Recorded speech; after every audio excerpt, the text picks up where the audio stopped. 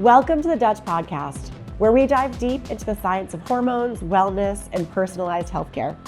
I'm Dr. Jacqueline Smeaton, Chief Medical Officer at Dutch. Join us every Tuesday as we bring you expert insights, cutting-edge research, and practical tips to help you take control of your health from the inside out. Whether you're a healthcare professional or simply looking to optimize your own well-being, we've got you covered. The contents of this podcast are for educational and informational purposes only.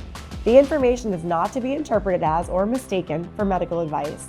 Consult your healthcare provider for medical advice, diagnosis, or treatment. On today's episode, we are going to talk about a really important topic, which is the connection between gut health and hormonal health. Now, what was so fascinating about my discussion with today's guest was that we talked not only about the science of why this is important, but what we really got into was what you can do about it. What are the things you can do in your life or that you can recommend for your patients if you're a provider that can really move the needle with their hormonal health and their gut health at the same time? Things like nutrition, things like toxins and toxin avoidance, things like even when to drink your coffee, how and when to move, etc. And today we got real with some real tangible, actionable advice. I think you're going to walk away with a lot of new ideas and things that feel very doable today, really cutting through the overwhelm and getting to the point of what's going to make a big difference. Let's go ahead and get started. Dr. Marcus Cirelli, a Life University graduate, is trained in functional medicine and clinical nutrition through Functional Medicine University and Southern California University. He is also a certified gluten expert.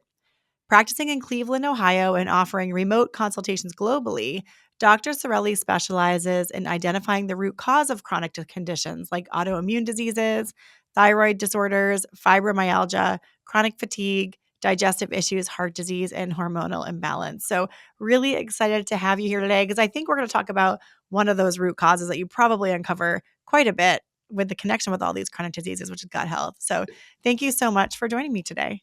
Thanks for having me. I'm excited to be here. You like to tackle the difficult cases right off the bat, don't you?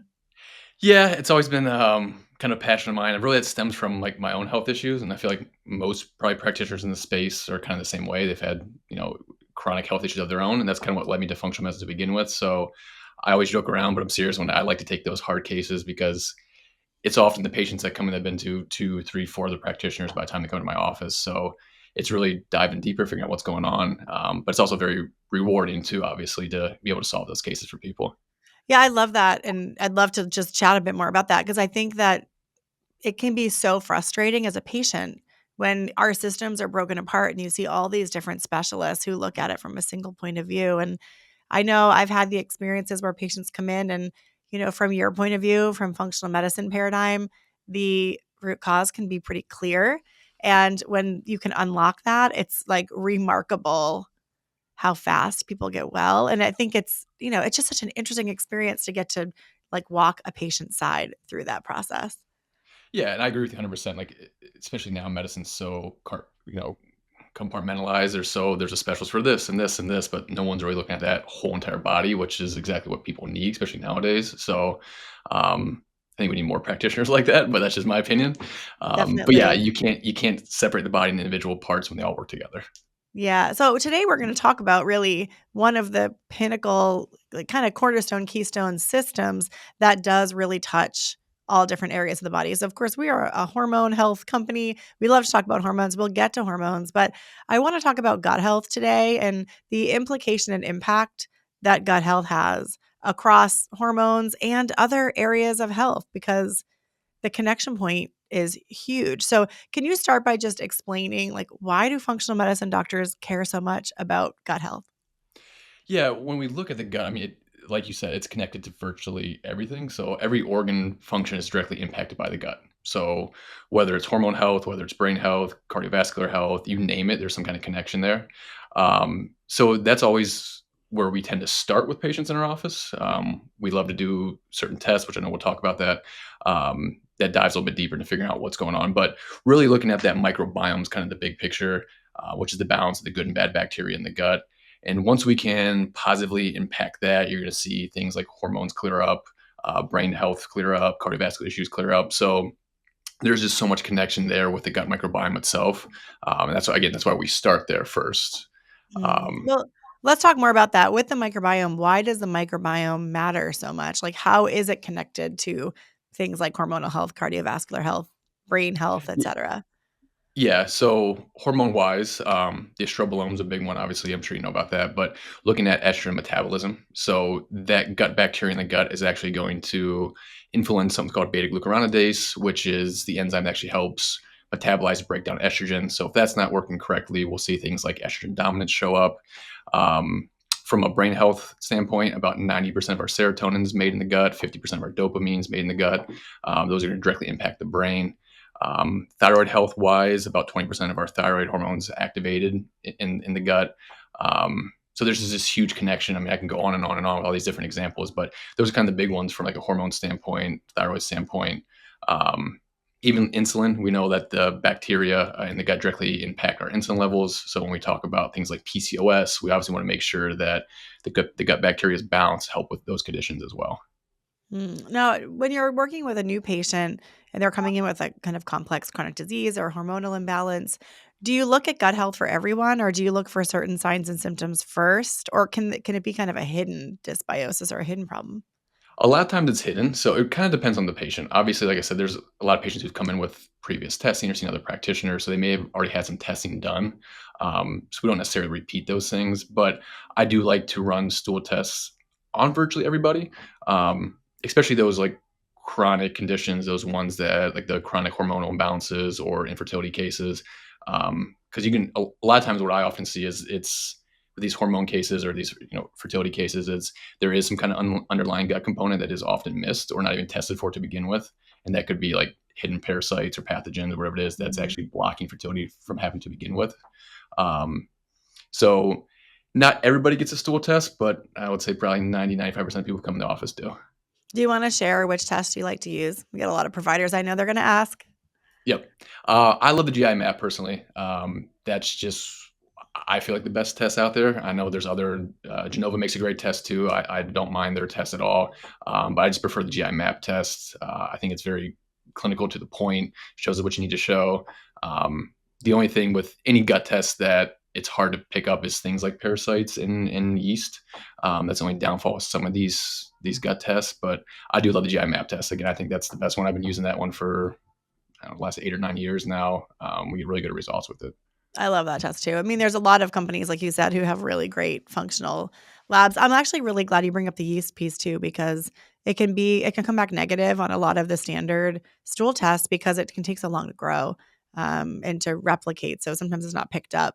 Although with the PCR based tests like GI map, you do pick it up a little bit more often if it's present there. Correct. Yeah. And then I also love the organic acid test for that. That's another good one to look at for a yeast standpoint. So we do suspect that in a patient, then that's something else. Hey, let's maybe add this test on to make sure we're not missing anything from that Can you standpoint. share what organic acids you're looking at specifically? D-arabinitol is the big one. Mhm. We use the Genova test for that. There's three different yeasts that are measured on there, but from like a candida standpoint, that's when we're kind of looking at to figure out if there's any kind of yeast or fungal overgrowth. So when it comes to gut health, is it when you're looking at the connection with gut health and hormonal health, is it predominantly a microbiome issue? Like you mentioned the beta glucuronidase or other aspects of like gut integrity or I don't know, absorption or anything like that that you are also wanting to make sure you're looking at? Yeah, absolutely. So absorption wise, making sure all the organs are working appropriately.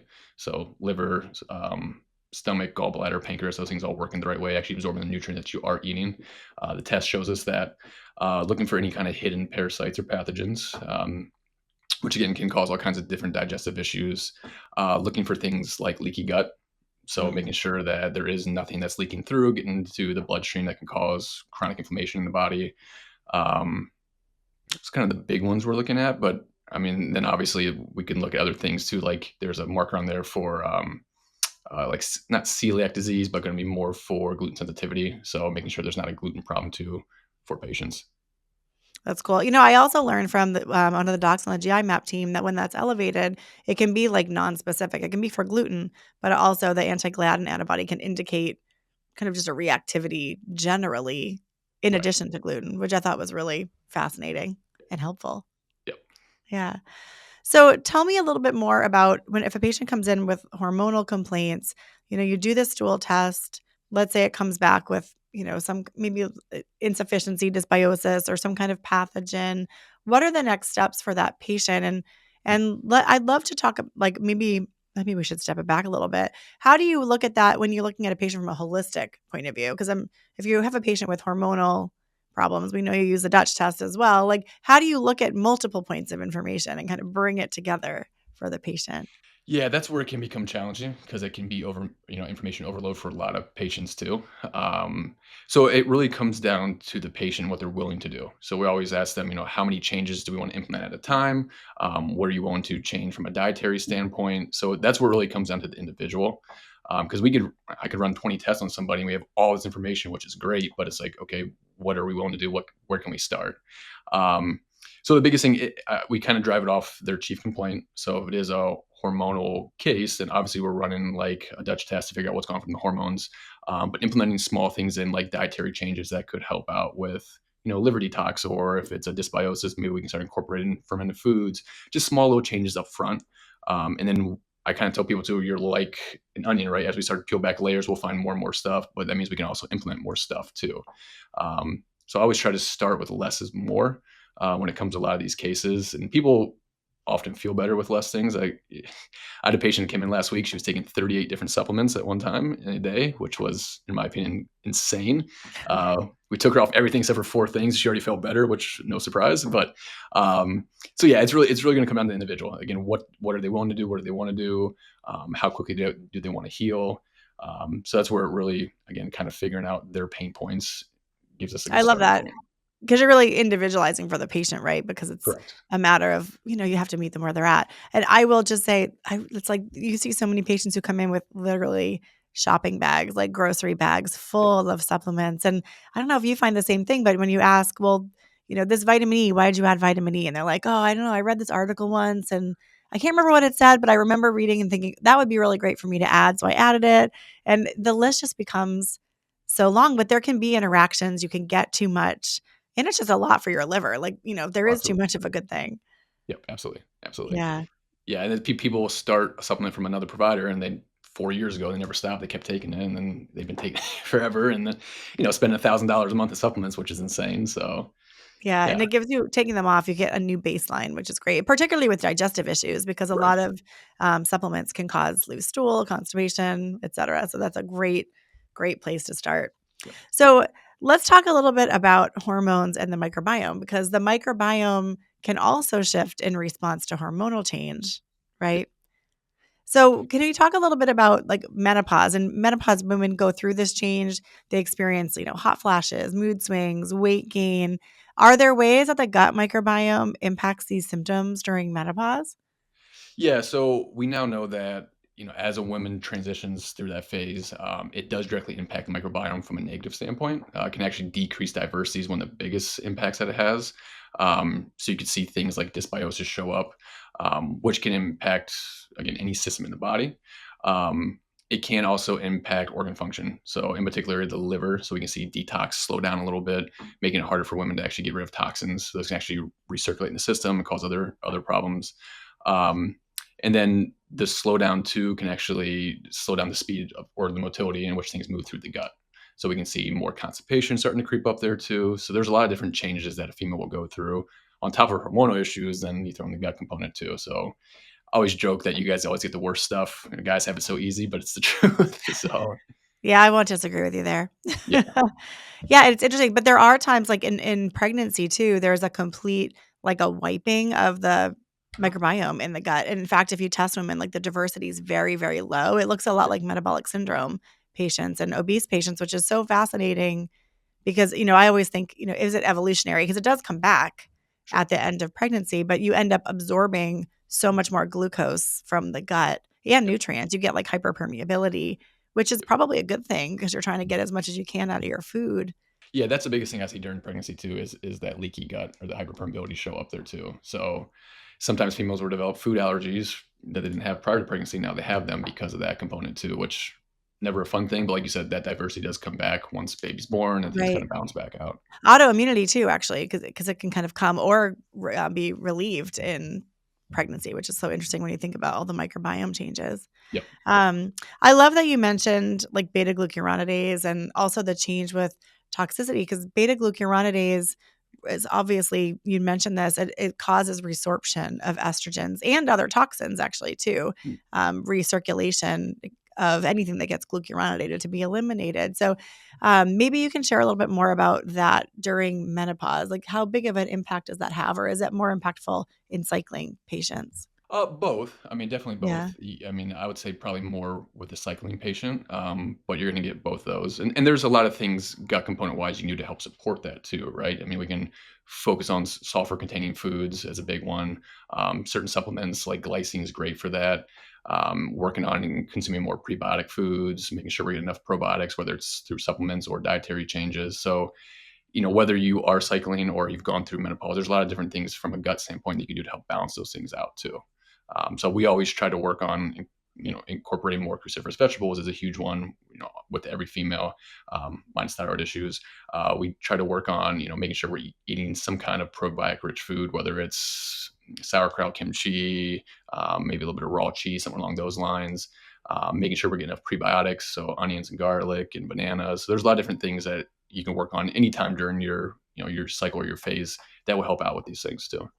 I love that you focus on that kind of whole foods approach first, because it's so important to have that foundation there. You know, tell me a little bit more about like when you're working with women with hormone imbalance, are there some general lifestyle recommendations you make on top of nutrition? Or you can Yeah. add more to nutrition if there's more things we haven't talked about. I mean, both. So, a lot of, in my opinion, a lot of these hormonal issues are lifestyle driven. So, I'm not a big fan of fasted workouts in the morning for females. I see a lot of my female clients doing that. So, that's one thing that we talk about. Hey, let's So have some kind let's of, dive into that, because that's a controversial statement, and I I love know. those controversies. But tell me more about what you observe that leads you to say we shouldn't be doing that. Yeah. So with a fasted workout, right? Obviously you're going to get cortisol release with any kind of workout. That's going to happen, especially with those high intensity workouts. So the CrossFit workouts and things along those lines. The more high intensity, the more cortisol gets released. On top of that, if we're fasted, we're going to get that blood sugar drop in the morning, which then cortisol then cortisol is going to spike, come back up, help balance out that blood sugar. So you're kind of getting a double whammy there. So I'm not a big fan of fasted workouts. I always try to tell females, hey, let's get a little bit of protein, a little bit of something in your system before you jump into that. I know that's a big controversy. There's a lot of females who do like these fast. I think fasting serves a time and a place. I'm not opposed to it, but when we're trying to balance hormones, I don't recommend it. The other big one is coffee on an empty stomach. I'm not a big fan of that one either. Same thing because of cortisol that gets released, especially first thing in the morning.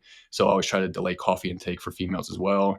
And then I always try to start with a protein rich breakfast, which is, in my opinion, huge. Again, trying to balance out that blood sugar for the rest of the day, but really starting first thing in the morning. So those are the big lifestyle changes that we work on. We try to focus on prioritizing protein with every single meal. So I like to see around 30 grams of protein per meal. I don't like females skipping meals either. So making sure they're having 3 meals a day. Those kind of big ones. And we always talk about sleep too. That's always a huge thing. A lot of people nowadays just aren't sleeping well. They're sleeping less than 7 hours, which impacts everything from detox systems to the microbiome to cardiovascular health. I mean, you name it. The other big one that we always work on too is toxin exposure.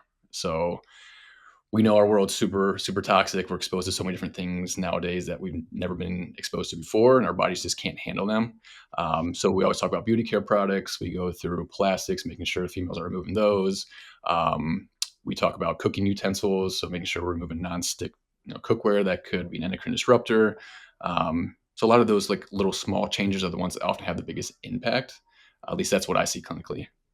Well, I'm glad. I mean, these are a lot of different opportunities for improvement. And I think it's really, let's talk a little bit about toxins more, because I think that one of the things that I've seen is it can feel really overwhelming because we literally are surrounded and bombarded by toxins. You have to be intentional to avoid them. So, for example, with my patients, I try to have them implement the things that are like put in effort once, gain benefit for a long time. So one example of that is like throw away your nonstick pans, buy a safer option, stainless steel, cast iron, or there are the like ceramic coated ones if you must have nonstick. that are better. But you make that investment one time and then it's like no change to your behavior later. Right. Or utilizing a stainless steel mug for your coffee rather than a disposable or something, which are, even though if they're made of paper, they're lined with plastic. That's Yes. how Yes. they don't leak through the paper. Yep. Yep. So what are the other suggestions? I think if we can layer on those simple things and then focus on, one area of life. Are there areas that you find, like, is it food? Is it food storage? Is it beauty care? Like, you've touched upon a lot of these, but you even like, once you start to dive in, you're like, your menstrual products, your home Yep. products, the carpet, the this, or that. And it can just be a lot, right? Yeah, and very overwhelming, like you said. And I guess probably the two. I hate to just pick one because I think there's such a There's so many. huge, You can yeah, have there's a two. huge overlap. But one would be food for sure. Okay. So trying to eat as organic as possible. And I know this is an expensive one because it's something you're doing every single week, buying organic produce. But that those pesticides, herbicides, they mess with your hormones. They're going to disrupt the microbiome. There are toxins. They're going to stress the liver. So there's so many different negatives to these pesticides, herbicides. So that's definitely a big one. And even like, and I get the costing. So the Clean 15 Dirty Dozen is always a good resource to use for when it comes to produce. The second one is beauty care products. Nobody in the United States regulates those things. Unlike Europe, that's really strict where they don't allow certain products in their beauty care. Here, we don't really care in America because it's all about profit. So that's another big one. So I like to utilize like the EWG, for instance. That's a good resource. I give a lot of my female clients to say, hey, let's actually look at and see what's in your beauty care products. What are they doing to your hormones? Are they increasing your risk of allergies? Is it a known carcinogen? And then slowly making those transitions. And I always say, don't Mm. just go and throw everything away because your husband's going to be very mad at me and he's going to come in here. And Your but starting patients will be slow, happy though, like a big yeah, Sephora trip. right, right. So when Mm. you run out of something, then let's find a cleaner alternative, right? So when you run out of your eyeshadow, okay, here's a cleaner option for you to use. So it's making those slow changes. Granted, yes, you're going to spend a little more upfront on those beauty care products, but again, it's worth it in the long run because your health is going to be better from that. I don't think there's a huge price point difference, being a woman myself, like when it comes to that. And I think you're totally right because it's a buy once and then you use it every day. But that impact. So, and I would just add from a logistics standpoint, like it's become so much easier now because it used to be that if you were like less informed or didn't want to go to EWG, which is a great resource, and it can also be kind of overwhelming to search for everything. You could go to a place like Whole Foods that employs standards for everything and then know that you're at least above some kind of set point that they've set. But now even like other like Ulta, Sephora, they're labeling clean lines and it's so much easier to find cleaner alternatives. And there's always like good, better, and best. Sure.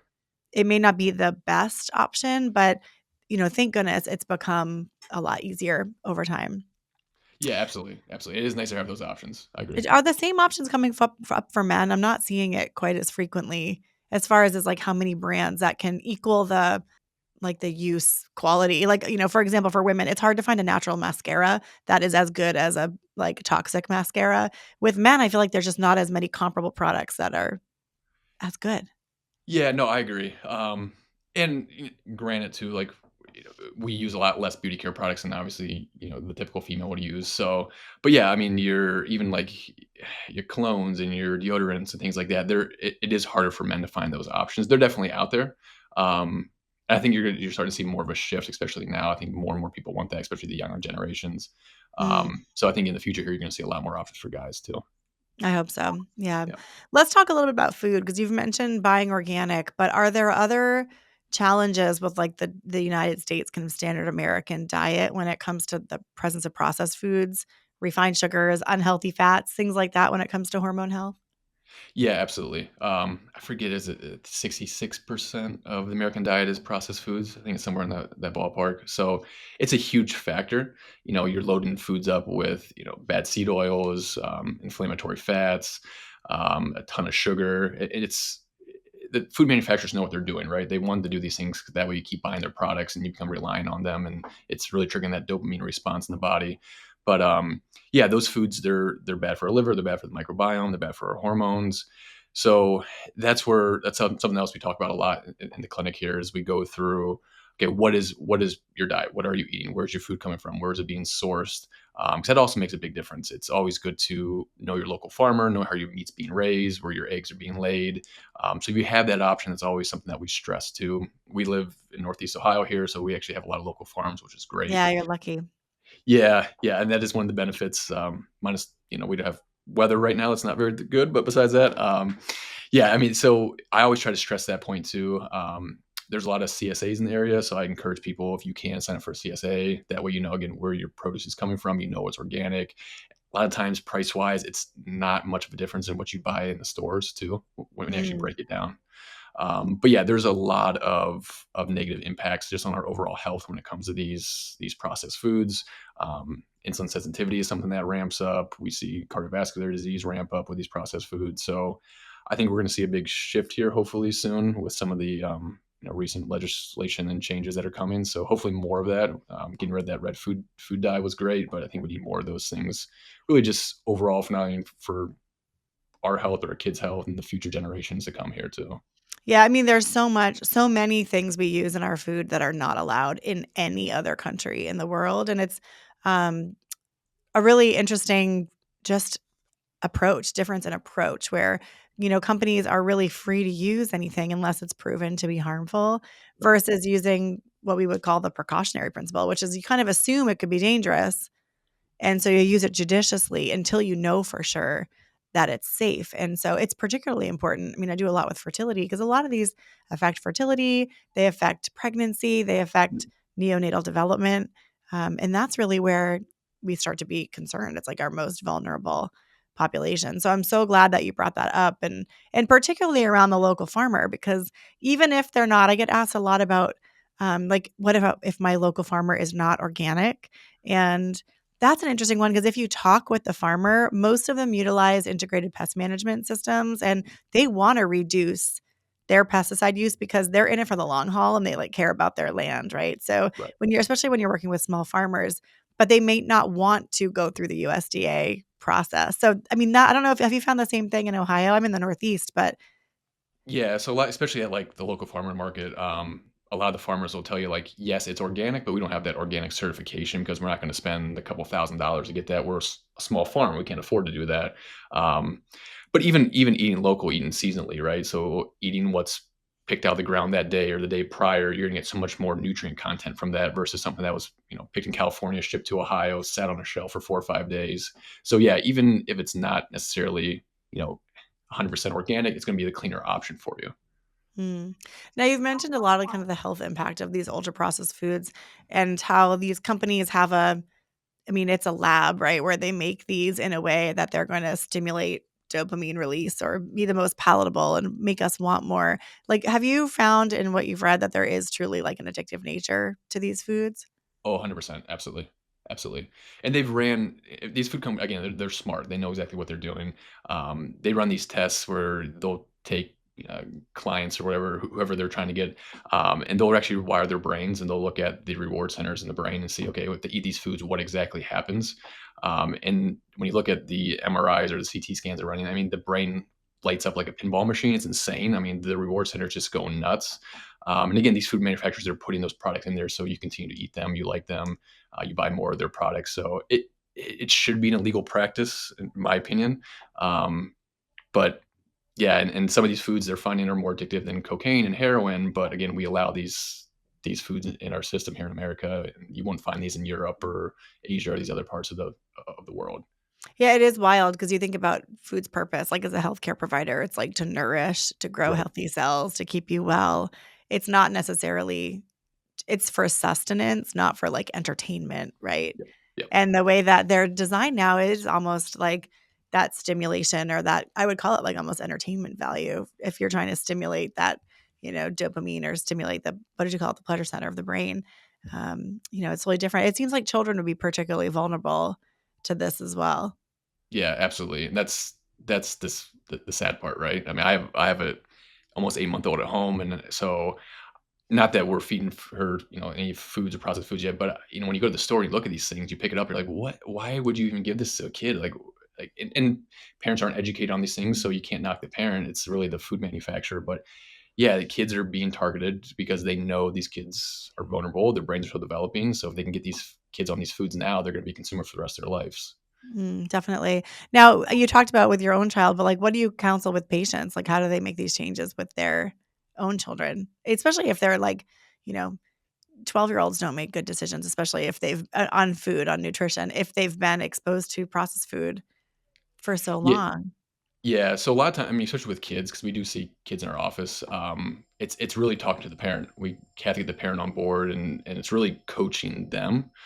So we always start slow. Like, let's say you like Cheerios. Okay, let's find a better option here that we can start breakfast with. Or if you do like chips, there's cleaner brands out there instead of something that's fried in some kind of bad oil. Then we could use something that's maybe used with coconut oil or avocado oil. So there's cleaner options out there. So it's really just finding those alternatives.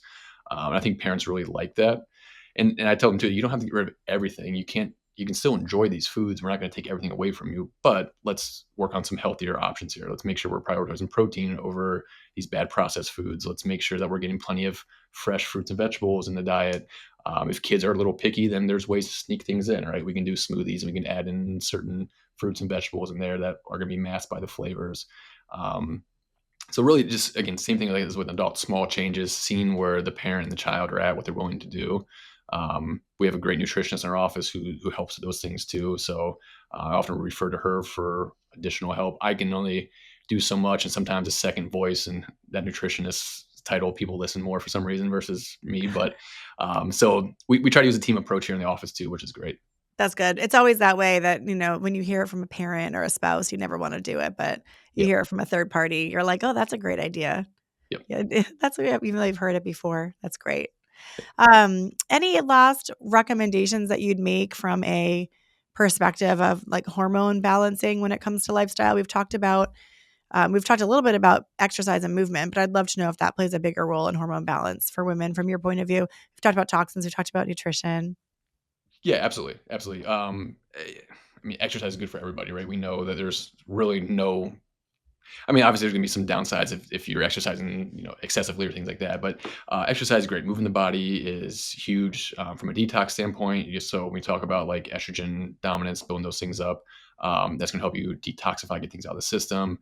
Exercise helps with blood sugar, stability. So if we have like a PCOS case where there's an insulin problem, making sure that we're moving the body to help balance out blood sugar is going to be huge. I am a fan of actually using weights as opposed to just strictly cardio. I find a lot of females just focus on cardio, which is fine. I think you need a good mix, but actually lifting weights to actually help build muscle will help out with insulin sensitivity more. It will help out balance hormones more. So I always encourage females, okay, let's try to get a little bit of both. Let's try to still get your cardio in because I know you love that, but let's maybe add in a little bit of weights 2 or 3 times a week just to make sure we're getting a good balance there. Really just help things out. Um, so yeah, I always encourage people if you can get at least 4 to 5 days a week, that'd be great. And even the days you're not working out, doing something, whether it's yoga or stretching or going for a walk, just something to incorporate some daily movement. Because as Americans, we sit way too much nowadays. We're not getting that movement that we need, which is a Definitely. big driver for lifestyle issues. So I read this recent study, and I will try to find it for the show notes if I can, but it was that they did a study showing that if you're you're always sitting down, 20 squats every 45 minutes actually had the same kind of exercise impact as like maybe it was a 20-minute walk or a 30-minute walk or something. So even if it feels like you can't get that bulk of time, which all of us can find 20 minutes, like absolutely. if anyone here is listening, I'm sure you've spent 20 minutes like on Instagram today or on TikTok today. So do that on a walk, right? Or sometimes I'll actually work on my Peloton. Like if I'm just working and I'll just like pedal my legs, obviously nothing too aggressive. But it'd be just moving anything you can. My husband takes his meetings, takes one-on-ones with his headphones on a walk to try to get moving. And he has a couple people that have their own movement goals. So it's easy to find those ways. But if you can't, even little bursts of movement can make a big Yes, difference. absolutely, absolutely. Yeah, super cool. Last thing I want to talk about is, and I can't believe we haven't yet, is the Dutch test. Because I know you'd mentioned that you run the Dutch test on patients with hormonal balance. I'd love to know just your favorite reasons to use a Dutch test, or maybe their favorite things to look at on the test. Yeah. Oh man, that's a great question because there's so many different things that we like to look at. We do see a lot of fertility cases, so that's where really love the Dutch test for something like that. We see a lot of hormonal acne. We see a lot of irregular, painful menstrual cycles, PMS, bloating, breast tenderness. I mean, you name it, we see it. So um, I wish I knew the ratio, the breakdown, like what we see, in terms of like fertility versus everything else. But yeah, I mean, really, most females nowadays, I feel like, have some kind of hormonal balance because of the chronic stress, the toxins we have in our world, lack of movement, not sleeping enough, poor diet. So we're seeing more and more younger females come in too, in their early 20s, sometimes even in their teens, Mm. which really, in my opinion, shouldn't be having these problems that early in life. But we're seeing more and more of that. So I love the test. I think it's a great test. It's besides the GI map, it's the number one thing that we run in here. I mean, it's probably 50-50 between the two. Um, so yeah, it's a great test. Cool. Well, I really appreciate you spending some time with me today, really sharing a lot about gut microbiome. And we got off on some really valuable tangents too, and things like food quality and movement. So thank you for sharing your expertise with me today. Thanks for having me. I appreciate it. If you're wanting to learn and really expand your expertise in hormones, you're not going to want to miss our podcast. So make sure you tune in each and every week for our new content.